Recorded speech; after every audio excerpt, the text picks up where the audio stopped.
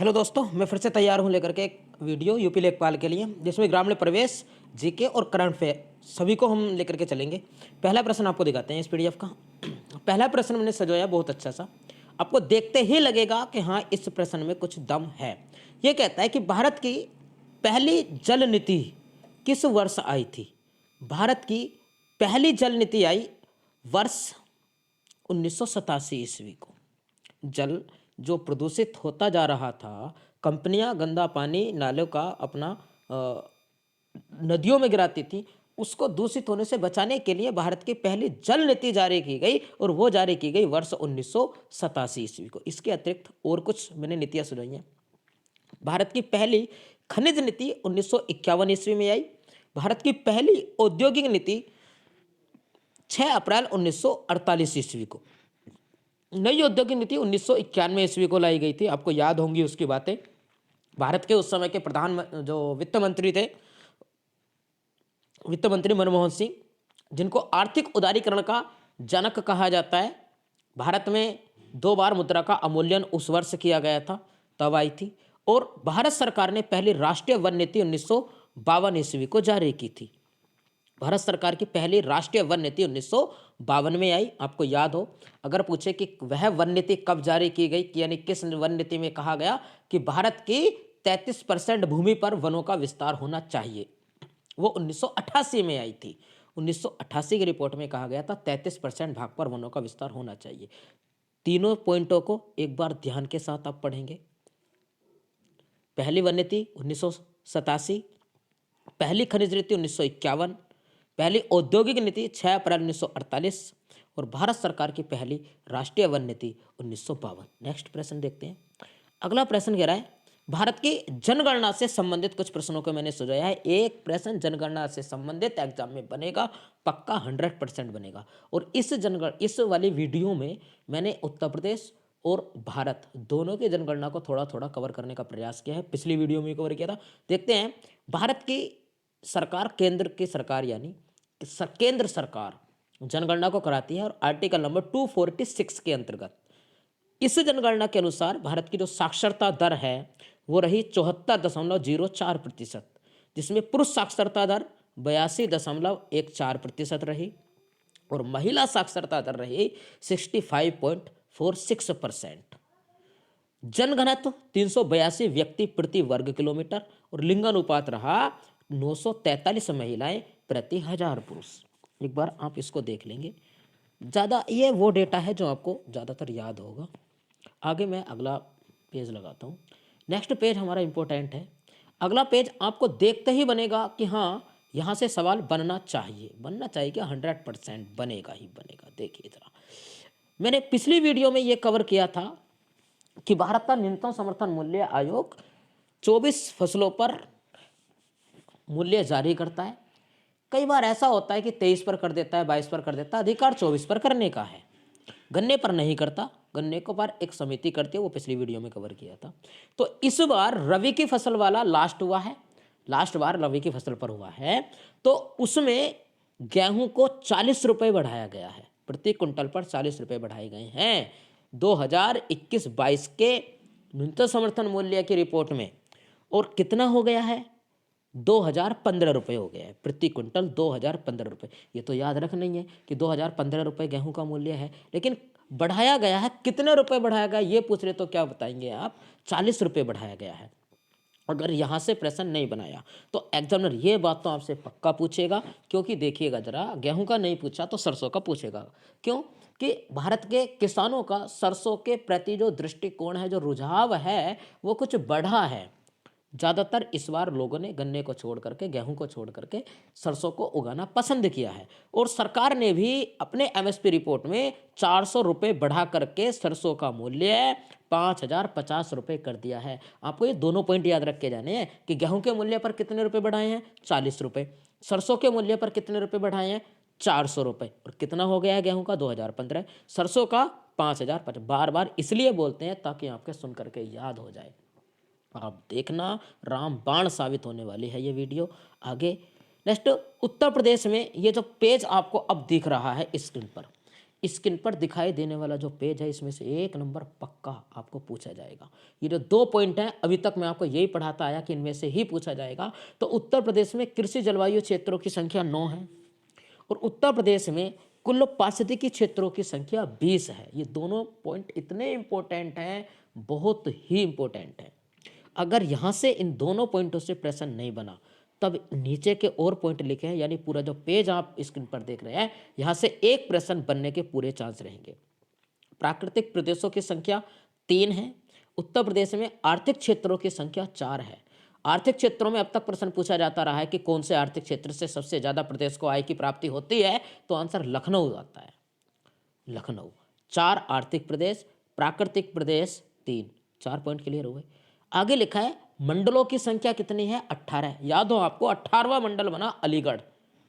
और उत्तर प्रदेश में एनसीआर में शामिल जिलों की संख्या 8 है और 8वां जो जिला शामिल किया गया वो किया गया था शामली जिला।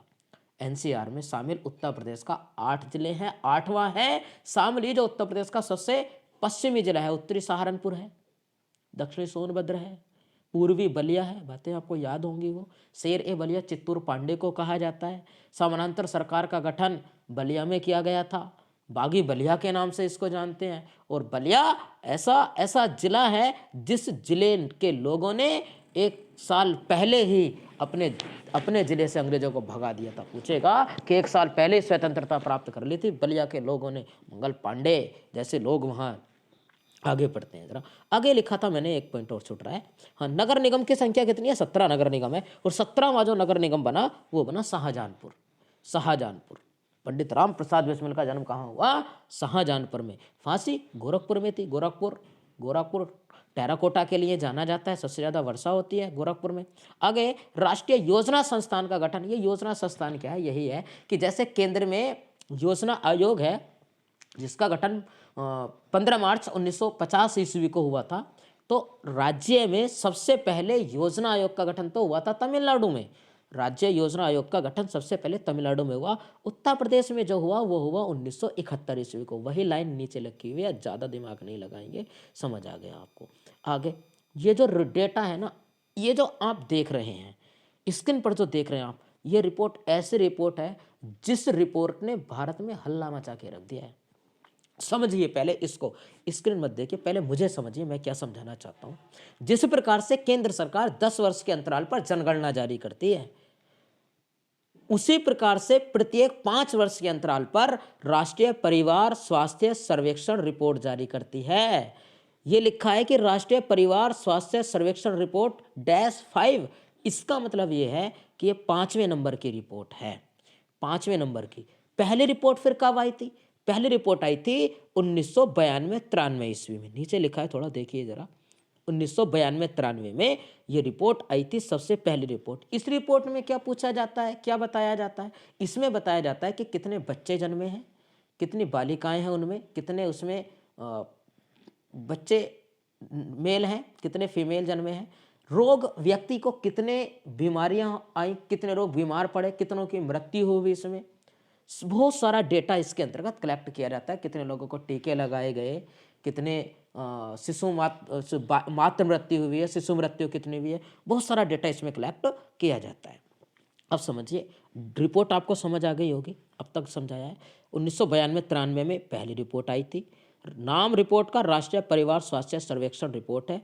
5 का मतलब है कि 5वें नंबर की है ये। अब इससे पहले आई थी 2015-16 में, और 2015-16 में जो रिपोर्ट आई थी उस समय में उत्तर प्रदेश की रिपोर्ट बता रहे हैं। ये केवल उत्तर प्रदेश का डेटा है।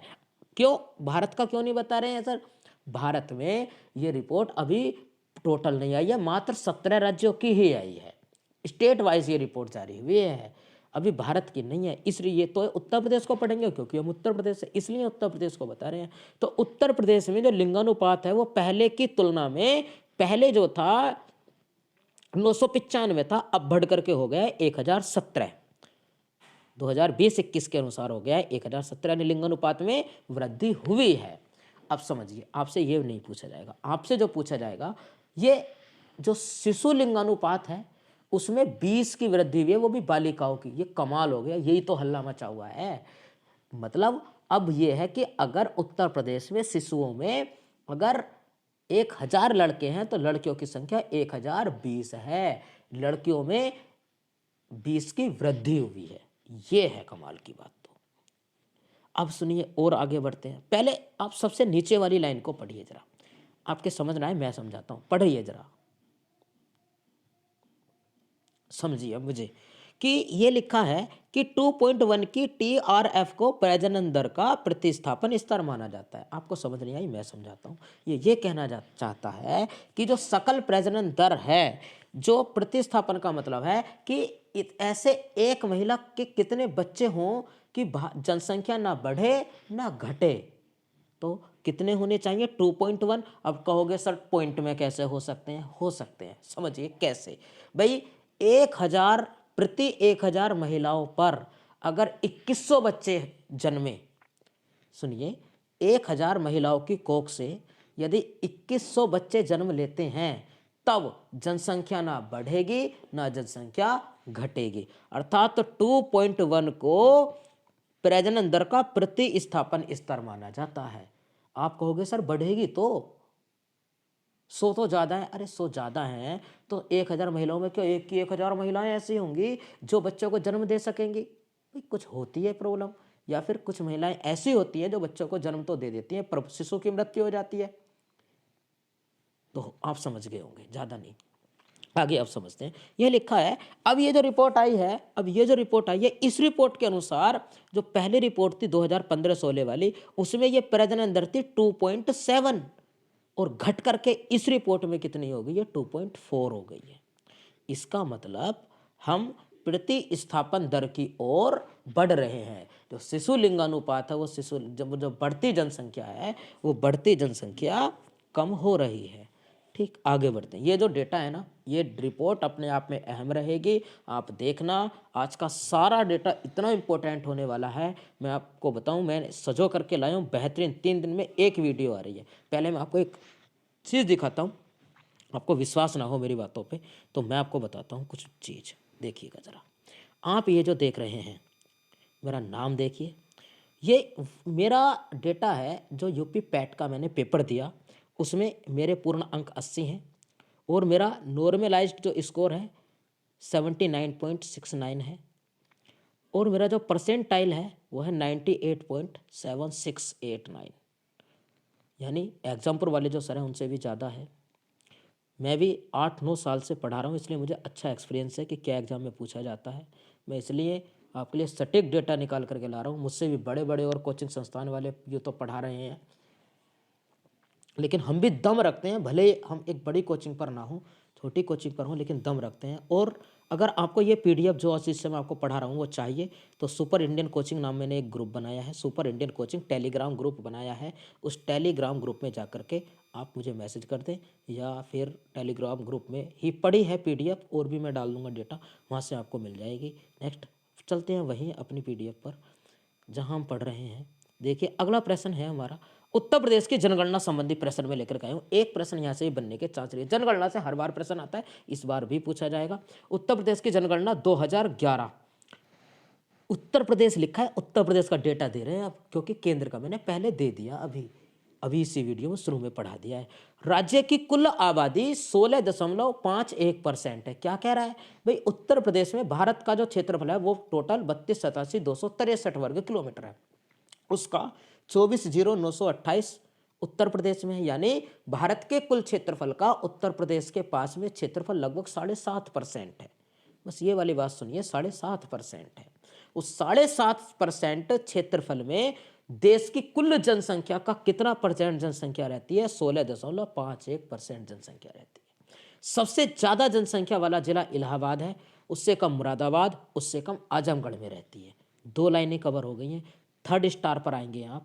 थर्ड स्टार में लिखा हुआ है कि 2001 से 2011 की जनगणना जो हुई, इस दशक में उत्तर प्रदेश में कितनी जनसंख्या बढ़ गई, कितनी दशकीय वृद्धि हुई? तो 20.22%, 20.22%। ये डेटा उत्तर प्रदेश का है। अभी आप केंद्र के डेटे को भूल जाइए। अगर केंद्र के डेटे को इसके साथ ही याद करोगे तो खिचड़ी बन जाएगी। केवल आप इग्नोर मारिए अभी केंद्र के डेटे को, केवल जितना स्क्रीन पर आपको दिख रहा है वो आप केवल देखेंगे। कितनी जनसंख्या में वृद्धि हुई, कितनी परसेंट, 20.22%, कई बार पूछा जा चुका है। और राज्य का जो औसत जनघनत्व है वो है 829 व्यक्ति प्रति वर्ग किलोमीटर। 829 व्यक्ति प्रति वर्ग किलोमीटर, जिसमें सबसे ज्यादा जो जनघनत्व है वो है गाजियाबाद का, और सबसे कम ललितपुर का जनघनत्व है। आगे, उत्तर प्रदेश की कुल साक्षरता दर कितनी रही? साक्षरता दर है 67.7%। एक बार ध्यान से सुनिए, 67.7% उत्तर प्रदेश की साक्षरता दर है। इसमें महिला साक्षरता दर है 57% लगभग में याद रख लो, और पुरुषों की है 77। एक बार सुनिए, 57, 67, 77, 10-10 का गैप है। महिलाओं के 57, एवरेज 67, और पुरुषों की 77। और सबसे ज्यादा जो साक्षरता दर है वो है गौतम बुद्ध नगर के जिलों में अगर पूछ ले तो, और सबसे कम श्रावस्ती में सबसे कम अनपढ़ लोग हैं, सबसे यानी ज्यादा अनपढ़ लोग हैं, साक्षरता वहाँ की कम है। खुद भगवान पढ़ा के गए उनको, तो भाई बुद्ध ने सबसे ज्यादा उपदेश कहाँ दिए? श्रावस्ती में। वो जब ही ना पढ़े तो अब इन योगी की सरकार में क्या आया, क्या पढ़ पाएंगे? आगे पढ़ते हैं जरा। उत्तर प्रदेश में 1000 पुरुषों पर स्त्रियों की संख्या कितनी है? 912। यानी जो लिंगानुपात है वो कितना है? 912 लिंगानुपात है, 912 लिंगानुपात। नेक्स्ट आगे बढ़ते हैं। ये पिछला वाला जो डेटा था इसमें कितनी हो गई है पुरुषों? टोटल लिंगानुपात था 1017 टोटल, और बालिकाओं में कितने की वृद्धि हुई? बालिकाओं में वृद्धि हुई 20 की। शिशु लिंगानुपात की बात कर रहे हैं। और आप कहोगे ये तो अंतर बता रहे हो, वो रिपोर्ट अलग है, ये वाली रिपोर्ट अलग है, और ये वाली रिपोर्ट ये जनगणना की रिपोर्ट है, ठीक है, इसलिए कंफ्यूज नहीं होना, दोनों अलग अलग है। आगे अगला पॉइंट है हमारा कि अनाजों की रानी किसे कहा जाता है? अनाजों की रानी कहते हैं मक्का को। अनाजों की रानी कहा जाता है मक्का को, अनाजों की रानी कहते हैं। और अनाजों की रानी मक्का में कौन सी प्रोटीन पाई जाती है? अभी जो यूपी टेट का पेपर हुआ उसमें पूछा गया है जीन नामक प्रोटीन। हालांकि ये 2017 में भी पूछा गया था, मैंने कवर किया है इसको भी। जीन नामक प्रोटीन मक्का में पाई जाती है। मक्का में अगर सबसे ज़्यादा कुछ होता है तो वो होता है कार्बोहाइड्रेट। और मक्का में कितना परसेंट कार्बोहाइड्रेट पाया जाता है? तो 65 से 75%। तो कि गेहूं में बात करें तो 60% लगभग कार्बोहाइड्रेट होता है, और मक्का में सबसे ज़्यादा होता है 65 से 75% कार्बोहाइड्रेट होता है। क्यों मक्का पर क्यों प्रश्न लेकर के आए हैं? क्योंकि आजकल मक्का पूरे दुनिया में तीसरे नंबर का खाद्यान्न बन गया है। सबसे ज़्यादा गेहूं है, दूसरे नंबर पर चावल खाया जाता है, तीसरे नंबर पर मक्का खाई जाती है। आप कहोगे सर मक्का की रोटियां हमने तो आज तक खाई नहीं है। मक्का की रोटी ही तो नहीं खाई आपने पॉपकॉर्न तो खाए हैं, आपने बहुत सारे ऐसे प्रोडक्ट आते हैं। कस्टर्ड पाउडर टेट में पूछा जा चुका है, किससे तैयार किया जाता है कस्टर्ड पाउडर? ये मक्का से प्राप्त किया जाता है। कस्टर्ड पाउडर होता है कि जैसे हम घर पर कोई चाउमीन बनाते हैं वो रेडीमेड आती है, उस प्रकार से पाउडर आता है। पानी में घोलो, चीनी डालो, गर्म करो, हलवा बन के तैयार, कस्टर्ड पाउडर। उसको भूनो पीसो, ये अलग से झंझट नहीं है। जैसे दलिया पैकेट में आता है ऐसे समझो कस्टर्ड पाउडर आता है। तो और बहुत सारे ऐसे प्रोडक्ट हैं जो बनाए जाते हैं मक्का के, इसलिए मक्का तीसरे नंबर का सबसे बड़ा खाद्यान्न है। पूरी दुनिया में सबसे ज़्यादा उत्पादन करता है अमेरिका। भारत में इसका सबसे ज़्यादा उत्पादन करने वाला राज्य है कर्नाटक। आप कहोगे सर राजस्थान करता है। राजस्थान, मेरी बात को समझिए, राजस्थान राज्य जो इसका उत्पादन करता है वो क्षेत्रफल के हिसाब से करता है। मतलब राजस्थान के ज़्यादा क्षेत्रफल पर बोई जाती है मक्का, लेकिन वो राजस्थान के लोग जो मक्का को बोते हैं वो बोते हैं पुराने ज़माने की, मतलब जो देसी वाली मक्का है। उनके एक पेड़ पर एक घंटा लगता है, लेकिन कर्नाटक बोता है शक्तिमान प्रजाति, कर्नाटक बोता है प्रताप। ये शक्तिमान मक्का की प्रजाति है, प्रताप मक्का की प्रजाति है। उनके कर्नाटक वाले लोगों के एक पेड़ पर लगते हैं 4-4 घंटे। अब बताइए, कम क्षेत्रफल में ही कर्नाटक ज़्यादा मक्का पैदा कर लेता है। इसीलिए मैंने कहा कि कर्नाटक सबसे ज़्यादा मक्का का उत्पादन करता है। जबकि क्षेत्रफल में बोता कौन है? वो राजस्थान है। उसको नहीं पूछता हुआ एग्जामिनर, ये पूछता है। कर्नाटक सबसे ज़्यादा उत्पादन करता है। और आजकल प्रजातियाँ ऐसी आ गई हैं कि बहुत ज़्यादा उत्पादन होता है। और मक्का किसकी फसल है? खरीफ की फसल, खरीफ की फसल है मक्का। आगे बढ़ते हैं। चैनल को सब्सक्राइब कर लेना अभ्यर्थी, और वीडियो अगर अच्छे लगे तो आप लाइक कर दें वीडियो को। अगर आप लाइक नहीं करें तो कमेंट बॉक्स में लिख दें कि इस वजह से नहीं किया, वजह बता दें कोई एक। अगला प्रश्न, केंद्रीय उपोष्ण बागवानी संस्थान, केंद्रीय उपोष्ण बागवानी संस्थान स्थित है लखनऊ में। केंद्रीय उपोष्ण बागवानी संस्थान लखनऊ में है। ध्यान देना है, ये 4 पॉइंट हैं, लेकिन एग्जाम के लिए एक प्रश्न है। उपोष्ण पूछ ले तो लखनऊ लगा देंगे, शीत पूछ ले, शीतोष्ण पूछ ले तो आंसर आप लगा देना जम्मू कश्मीर, ठंडी वहां पड़ती है। उपोष्ण लखनऊ, और केंद्रीय शुष्क बागवानी संस्थान बीकानेर राजस्थान में लगा देना। कैसे शुष्क, कैसे भाई, राजस्थान में सबसे ज्यादा गर्मी पड़ती है। पहले कहाँ पड़ती थी? पहले पड़ती थी जैसलमेर में। अब गर्मी जो पड़ रही है सबसे ज्यादा वो पड़ती है राजस्थान के गंगानगर में। तो मौसम शुष्क शुष्क रहता है, तो लगा दियो कि शुष्क बागवानी संस्थान बीकानेर। फिर केंद्रीय कृषि एवं प्रौद्योगिकी संस्थान रांची, ये कल भी एक पॉइंट मैंने बताया कि रांची के अंदर एक और संस्थान है, कौन सी पढ़ाई रांची के अंदर, याद आया? रांची में मैंने आपको बताई लाख अनुसंधान संस्थान। लाख अनुसंधान संस्थान कहाँ स्थित है? झारखंड के रांची में। पिछले वीडियो में मैंने कवर की थी, बहुत सारी संस्थानें थी, बहुत बढ़िया। आगे केंद्रीय कंदमूल संस्थान कहाँ है? तिरुवनंतपुरम में। ये कंदमूल क्या होते हैं? कंदमूल होते हैं जैसे भगवान राम और सीता लक्ष्मण जब वन गए थे तो उन्होंने अपने 13 वर्ष 14वां तो श्रीलंका में बिताया था, कंदमूल खा करके बिताए थे। जैसे कभी बेर खा लिए, कभी जड़ों खाली निकाल के किसी पौधे की, कभी आलू खा लिए, कभी कुछ, तो वो कंदमूल हो जाएंगे। जैसे वो होती है ना बेल वाली घुइयाँ, वो कंदमूल में आएगा ऐसे उसे। और कंदमूल संस्थान कहाँ है? तिरुवनंतपुरम में है। तिरुवनंतपुरम कहाँ है? केरल के अंदर। आगे बढ़ते हैं नेक्स्ट। आगे कुछ दिवस एग्जामिनर पूछेगा, और दिवसों में सबसे इंपॉर्टेंट, ऐसे तो बहुत सारे दिवस होंगे जो आपको याद होंगे, लेकिन मैंने भी कुछ दिवस कवर करने का प्रयास किया है। 24 जनवरी को सबसे पहले लिखा है, 24 जनवरी को राष्ट्रीय बालिका दिवस के रूप में मनाया जाता है। राष्ट्रीय बालिका दिवस 24 जनवरी को मनाते हैं, जबकि 11 अक्टूबर को अंतर्राष्ट्रीय बालिका दिवस मनाया जाता है। लिखा है नीचे 11 अक्टूबर को अंतर्राष्ट्रीय बालिका दिवस मनाया जाता है। 25 जनवरी को भारत पर्यटन दिवस आपके बहुत याद है। मैंने कुछ अच्छे, मुझे लगा जहाँ से कि हाँ यहाँ से प्रश्न बनेगा, उनको कवर करने का प्रयास किया है। और 3 मार्च को विश्व वन्य जीव दिवस के रूप में मनाते हैं। 3 मार्च को विश्व वन्य जीव दिवस के रूप में मनाया जाता है। 30 अप्रैल को आयुष्मान भारत दिवस मनाते हैं। 30 अप्रैल को आयुष्मान भारत दिवस मनाते हैं। और 24 दिसंबर को राष्ट्रीय उपभोक्ता दिवस के रूप में मनाया जाता है। आगे लिखा है 3 मई को प्रेस स्वतंत्रता दिवस मनाते हैं। 22 मई को जैव विविधता दिवस, जैव विविधता अधिनियम भारत में 2002 में लाया गया था, और 2003 में चेन्नई में इसका मुख्यालय बनाया गया। जैव विविधता, सबसे ज्यादा जैव विविधता पश्चिमी घाट में पाई जाती है, और दूसरे नंबर पर पूर्वी हिमालय में पाई जाती है। नेक्स्ट, 18 दिसंबर को अल्पसंख्यक अधिकार दिवस के रूप में मनाते हैं। आप कमेंट बॉक्स में लिखेंगे कि 24 दिसंबर को राष्ट्रीय उपभोक्ता दिवस मनाते हैं, तो 25 दिसंबर को कौन सा मनाते हैं? और 18 दिसंबर को अल्पसंख्यक अधिकार दिवस मनाते हैं, तो 19 दिसंबर को कौन सा दिवस मनाते हैं? नेक्स्ट आगे बढ़ते हैं। अगला पेज मैंने लगाया, और अगला पेज आपको देखते ही बनेगा कि हाँ दम है पेज में। ये 5 पॉइंट लिखे हैं, और मुझे लगता है कि एक पॉइंट यहाँ से एग्जामिनर द्वारा पूछा जाना चाहिए। डॉक्टर राजेंद्र प्रसाद केंद्रीय कृषि विश्वविद्यालय समस्तीपुर बिहार में है। रानी लक्ष्मीबाई केंद्रीय कृषि विश्वविद्यालय झांसी में है। रानी झांसी याद रख लोगे, चलो। सरदार वल्लभ भाई पटेल कृषि एवं प्रौद्योगिकी विश्वविद्यालय मेरठ में है। मेरठ कितनी बार एग्जाम में पूछा जा चुका है ये प्रश्न। चंद्रशेखर आजाद कृषि और प्रौद्योगिकी विश्वविद्यालय, ये कानपुर में है, छोड़िए। चंद्रशेखर आजाद कृषि और प्रौद्योगिकी विश्वविद्यालय, ये कानपुर के अंदर है, कानपुर में। और आगे लिखा है पंडित दीनदयाल उपाध्याय पशु चिकित्सा विज्ञान और गो अनुसंधान संस्थान, यहाँ से पढ़िए आप, पंडित दीनदयाल उपाध्याय पशु चिकित्सा संस्थान विज्ञान और गो अनुसंधान संस्थान, ये अवस्थित है मथुरा में। सबसे लास्ट वाले पॉइंट को देखेंगे, आचार्य नरेंद्र देव कृषि एवं प्रौद्योगिकी विश्वविद्यालय, यह है अयोध्या में। ये जो 5 पॉइंट हैं, मुझे लगता है कि एक पॉइंट यहाँ से एग्जामिनर को पूछ लेना चाहिए। ज़्यादा टफ नहीं है, 2-3 आपको याद है इसमें, शुरू के तो आपको याद ही है।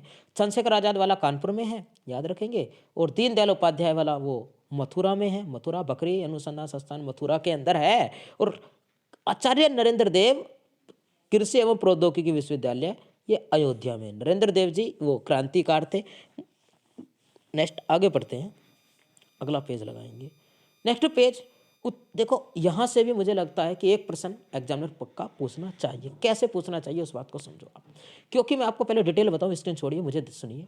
क्योंकि उत्तर प्रदेश में अभी जो कुशीनगर है, कुशीनगर को इंटरनेशनल एयरपोर्ट का दर्जा दिया गया है। क्यों दिया गया है? क्योंकि कुशीनगर में रामभर स्तूप है। स्तूप या मठ क्या होता है? बौद्ध धर्म के लोग जहाँ रहते हैं, पूजा करते हैं, उनके रहने का गोल घर बना होता है बहुत बड़ा सा, उसको स्तूप या मठ कह देते हैं। तो रामभर स्तूप कुशीनगर में है। बौद्ध धर्म के पर्यटक विदेशों से यहाँ आते जाते थे, तो और बढ़ावा देने के लिए इसको इंटरनेशनल एयरपोर्ट का दर्जा दिया गया है। तो सीधा पहले तो प्रश्न यही पूछ ले कि रामभर स्तूप कहाँ है, तो कुशीनगर। अगर इसको ना पूछे ऑप्शन में तो ये भी देगा कि और पढ़ लेते हैं, प्रदेश में स्तूप, धमेक स्तूप सारनाथ में है, चौखंडी स्तूप सारनाथ में है, श्वेत महत स्तूप श्रावस्ती में है, रामभर स्तूप के पॉइंट सबसे ज़्यादा पूछे जाने चाहिए कुशीनगर में है, और घोषित राम स्तूप ये कौशाम्बी में है, पिपरवा स्तूप ये बस्ती के अंदर है। ये तो उत्तर प्रदेश के हो गए। इधर मैंने प्रयास किया है कि भारत के और जो प्रमुख मठ हैं या प्रमुख स्तूप हैं उनको कवर करने का। जैसे शुरू में ही लिखा है, रूमटेक मठ यह है सिक्किम के अंदर, रूमटेक मठ सिक्किम में है, दीक्षा मठ नागपुर में है महाराष्ट्र में, तांबो मठ ये गलत लिखा गया, तांबो मठ है हिमाचल प्रदेश के अंदर। सुनिए मैं बोलता हूँ, मुझे सुनिए आप, इसको छोड़िए।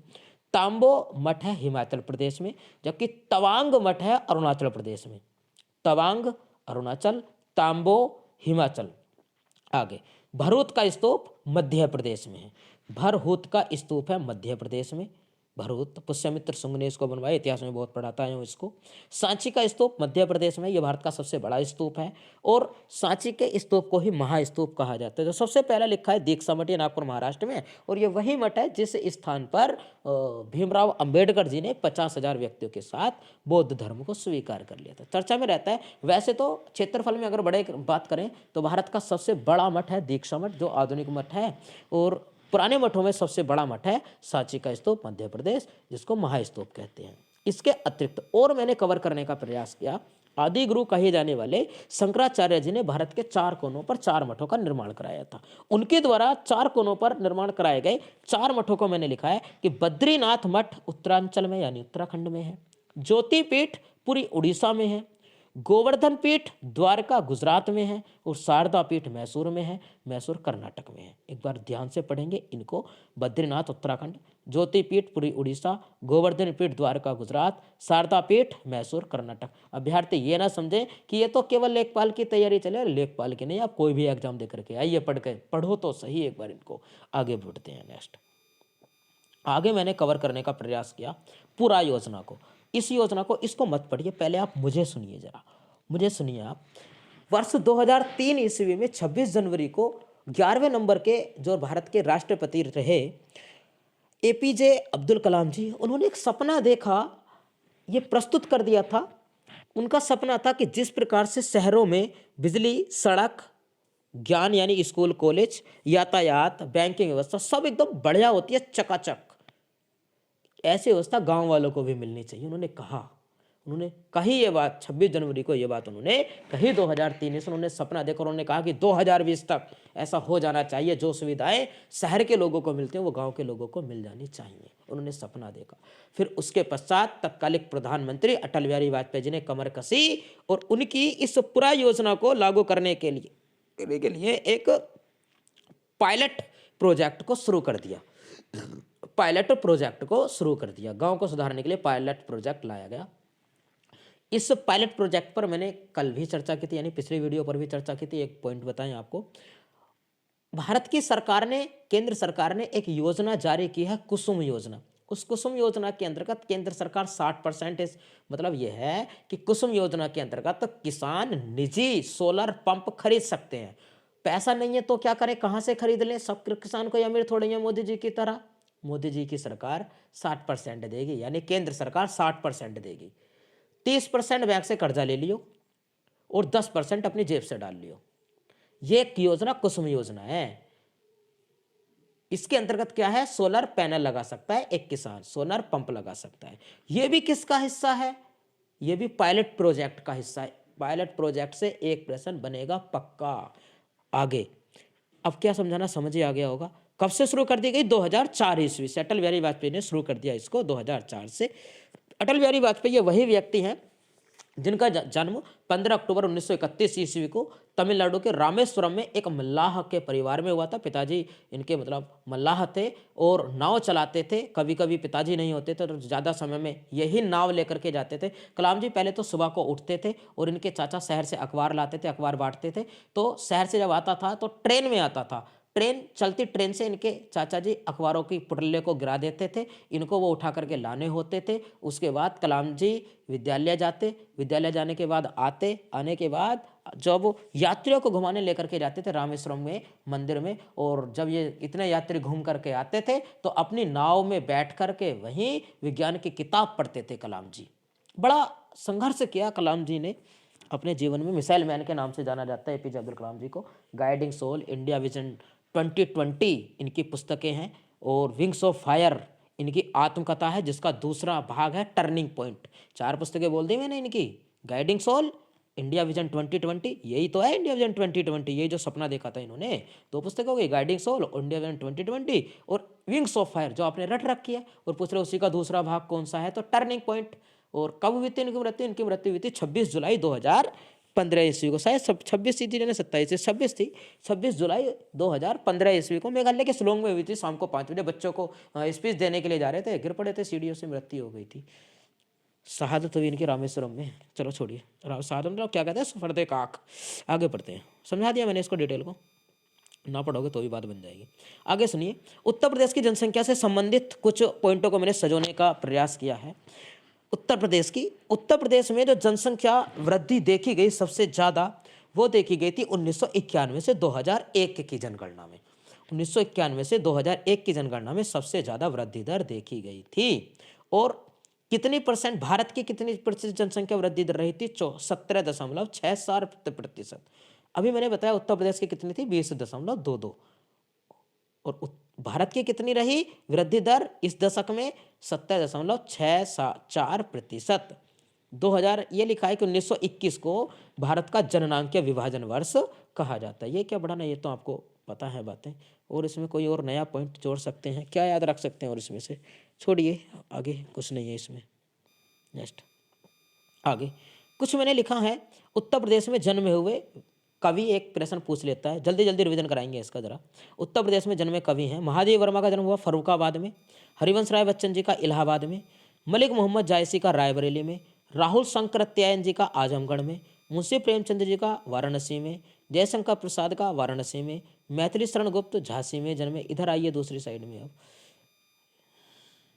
महावीर प्रसाद द्विवेदी रायबरेली, अयोध्या सिंह उपाध्याय हैं ये आजमगढ़ में जन्मे, हजारी प्रसाद द्विवेदी बलिया में जन्मे। इसको छोड़िए आप, नेक्स्ट पढ़ेंगे कहाँ, ये ज्ञानेंद्र कुमार को पढ़िए 13 नंबर। ज्ञानेंद्र कुमार जी का जन्म हुआ अलीगढ़ में, कबीरदास जी वाराणसी में, सूरदास जी का मथुरा आगरा का विद्या कहीं, और तुलसीदास जी का कासगंज, भारतेंदु हरिश्चंद्र जी का जन्म हुआ वाराणसी में। इसको पेज का छोटा कर दूँ, देख लीजिए यहाँ पे एक बार जरा, इसको देख लेंगे एक बार, पढ़ के जाना है इसको, और छोटा करें। चलो देख लिया, आगे बढ़ते हैं भैया आगे। नेक्स्ट आते हैं, अगला पेज है हमारा, ये कहता है, देखो 72 पेज अगला वाला भी। मत्स्य पालन को कृषि का दर्जा दिया गया जून 2015 में। मत्स्य पालन को कृषि का दर्जा दिया गया जून 2015 में। मैं बार बार इसलिए बोलता हूँ ताकि आपके याद हो जाए सुन करके। महिला डेयरी योजना लागू की गई किसके द्वारा? दुग्ध विकास विभाग द्वारा। महिला डेयरी योजना को किसने लागू किया? दुग्ध विकास विभाग ने लागू किया। आगे के जो 2-4 पॉइंट में बताने वाला हूँ, इंपॉर्टेंट है, सुनिए। भले ही आपको ये पता है लेकिन नए कुछ अपडेट करके लेकर आए हूँ इसमें। उत्तर प्रदेश संस्कृत संस्थान की स्थापना हुई थी 1976 ईस्वी को, जो लखनऊ में है, ये बात आपको पता हो। अब इंपॉर्टेंट ये है कि विश्व भारती सम्मान इसी संस्थान द्वारा दिया जाता है। किसके द्वारा? उत्तर प्रदेश संस्कृत संस्थान द्वारा दिया जाता है विश्व भारती सम्मान। आगे, उत्तर प्रदेश हिंदी संस्थान लखनऊ की स्थापना 1975 में हुई। उत्तर प्रदेश हिंदी संस्थान की स्थापना 1975 में हुई और भारत भारती सम्मान इस संस्थान द्वारा दिया जाता है। उत्तर प्रदेश उर्दू अकादमी की स्थापना 1972 में हुई। उर्दू अकादमी की स्थापना 1972 में हुई और उर्दू को दूसरी राजभाषा का दर्जा 1989 ईस्वी को दिया गया था। आगे बढ़ते हैं नेक्स्ट पेज पर। अगला पेज, जिसको पीडीएफ चाहिए टेलीग्राम से ले लें। लास्ट पॉइंट बच रहा है आज का, इसको भी कवर कर लेते हैं। चलिए, लिखा है कि क्यों चर्चा में है, देखिए क्यों लेकर के आए इसको। क्योंकि सुरेश एन पटेल जी को केंद्रीय सतर्कता आयोग का अध्यक्ष बनाया गया है, इसलिए चर्चा में। और केंद्रीय सतर्कता आयोग क्या है? ये भारत में भ्रष्टाचार नियंत्रण की सर्वोच्च संस्था है। मतलब ये भारत की किसी जांच एजेंसी से किसी नेता की जांच करवा सकती है भ्रष्टाचार की। इसकी स्थापना 1964 में हुई थी और के संतानम समिति की अनुशंसा पर हुई थी। समिति के संतानम 1964 भ्रष्टाचार नियंत्रण की सर्वोच्च संस्था है, ये समझाया अभी। और उसका कार्यकाल जो होता है आयुक्त का, वो होता है 4 वर्ष या 65 वर्ष आयु, 4 वर्ष या 65 वर्ष की आयु। मिलते हैं आपसे नेक्स्ट वीडियो में। और जो नए अभ्यर्थी हैं वो चैनल को सब्सक्राइब कर लें, वीडियो को लाइक करें अगर आपको अच्छा लगे, कंटेंट अच्छे लगे सारे तो, और अगर अच्छे ना लगे तो आप कमेंट बॉक्स में लिखें कि ये वजह रही है इसलिए वीडियो को लाइक नहीं किया है। दोस्तों को शेयर ज़रूर करें, क्योंकि अभी मेरे जो सब्सक्राइबर हैं वो 1000 से कम हैं। 1000 जब सब्सक्राइब होंगे तो मुझे लाइव क्लास पढ़ाने का मौका मिलेगा, और भी हो सकता है मैं आपको और अच्छा पढ़ा सकूं। वैसे बहुत सारी वीडियो, लगभग मैं 76 वीडियो अपलोड कर चुका हूं। 76 वीडियो है, इच्छा सर ये 76वीं वीडियो है मेरी यूट्यूब पर, काफ़ी वीडियो अपलोड की है। आपको इस चैनल के प्लेलिस्ट में जब जाएंगे सारी वीडियो आपको मिल जाएंगी। मिलते हैं आपसे नेक्स्ट वीडियो में।